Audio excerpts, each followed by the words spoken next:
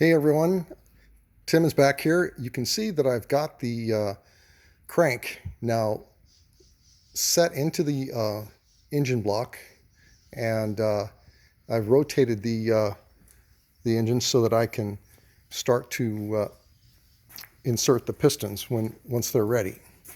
This doggone thing's so heavy, I've got to keep the cherry picker mounted on it so it doesn't wobble too much. So the next thing I'm going to be doing is working on assembling the pistons to the rods. So here are the pistons, pins, clips, and the rods. And I will be assembling them. They have to go in a certain way. The key is knowing that each one of these rods has this tiny little opening here that actually squirts oil. It is fed in through the crank into this opening here.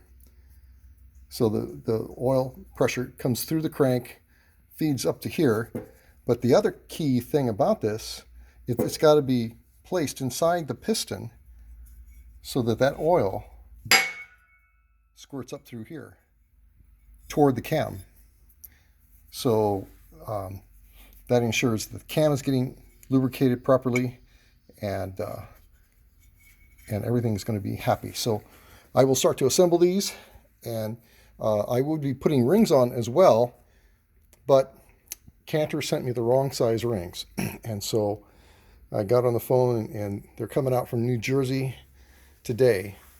I probably won't see them until Friday. So, and I will test them inside the cylinder, and I can show you how that's done as well. So stay tuned.